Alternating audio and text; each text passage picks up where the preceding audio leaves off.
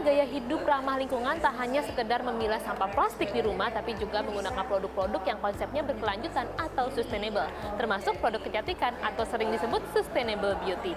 Tapi memang produk-produk sustainable beauty ini tidak serta-merta menghilangkan fungsi dari produk-produk kecantikan ini yang tujuannya untuk merawat kulit.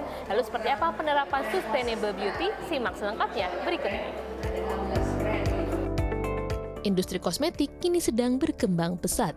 Melansir data dari Badan Pengawas Obat dan Makanan atau BPOM pada tahun 2023, industri kecantikan Indonesia tumbuh sebesar 21,9% dibanding tahun sebelumnya.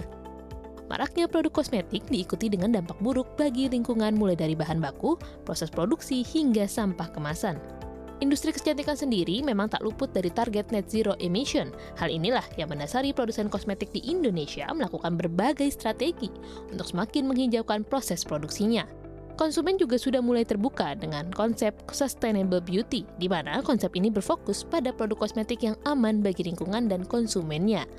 Aman bagi lingkungan berarti tidak hanya mengambil bahan dasar dari alam dengan begitu saja, tetapi juga turut melestarikannya. Hal ini juga berarti menerapkan proses produksi yang tidak mencemari lingkungan dan keanekaragaman hayati. Selain itu, produksi kosmetik menerapkan cruelty-free, yang berarti tidak membahayakan hewan. Tak hanya itu, kemasan yang digunakan juga bukan kemasan yang sekali pakai, melainkan dapat diisi ulang. Kini, banyak perusahaan mulai menerapkan refill dan reuse pada produknya yang bertujuan untuk mengurangi sampah dari kemasan produk kecantikan. Selain itu, banyak perusahaan menggunakan kemasan yang ramah lingkungan, seperti menggunakan plastik dan kaca yang didaur ulang, serta menggunakan bambu. Dengan berkembangnya tantangan lingkungan dan sosial, L'Oreal Indonesia mempercepat transformasi perusahaan menuju model bisnis yang menghormati batasan-batasan planet dan memperkuat komitmen pembangunan berkelanjutan dan inklusinya. Pencapaian besar diraih oleh L'Oreal Indonesia yang dengan bangga mengumumkan proses produksinya telah beralih 100% menggunakan energi terbarukan di pabriknya di kawasan Cikarang, Jawa Barat.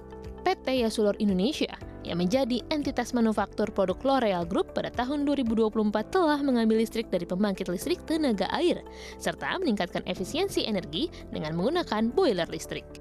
No, absolutely. Today is a very proud moment for us.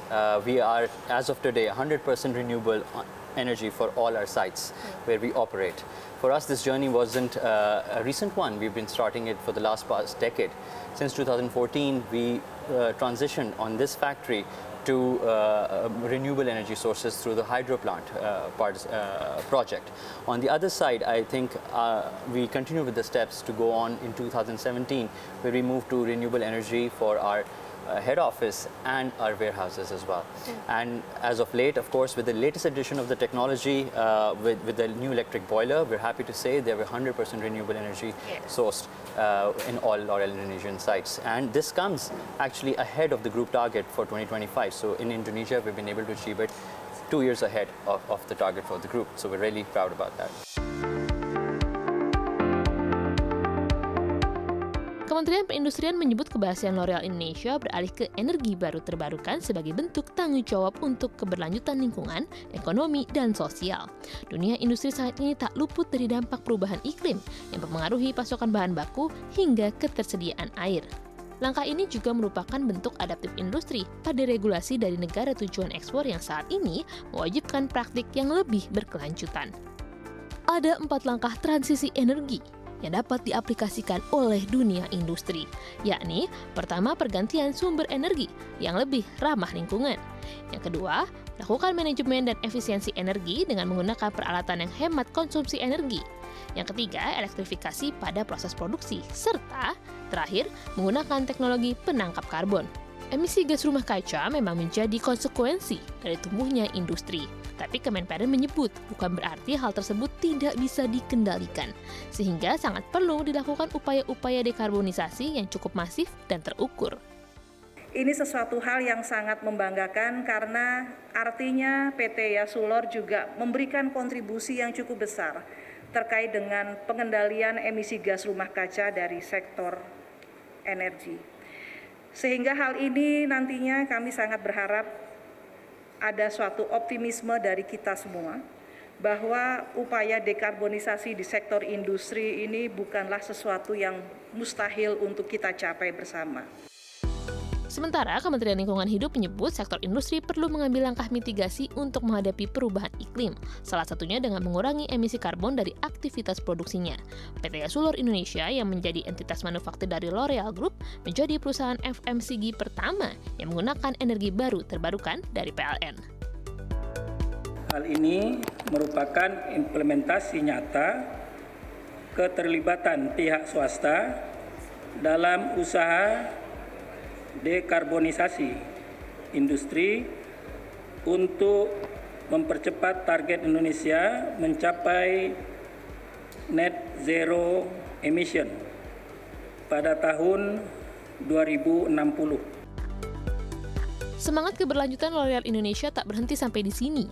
Korporasi menargetkan pada 2026 seluruh air yang digunakan untuk keperluan operasional akan didaur ulang dan digunakan kembali secara sirkular. Lalu, pada 2030, seluruh limbah yang dihasilkan pabrik akan didaur ulang atau digunakan kembali.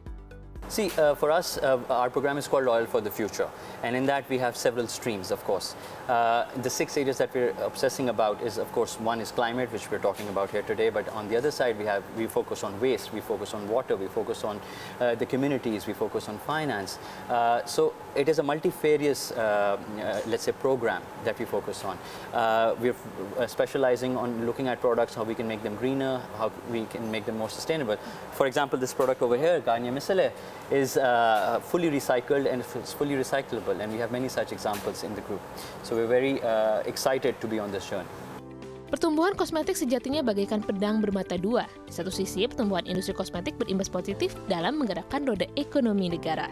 Di sisi lain, pertumbuhan ini memberikan beban yang signifikan bagi lingkungan dari sampah kosmetik yang dihasilkan, baik ketika proses produksi maupun ketika produk digunakan konsumen.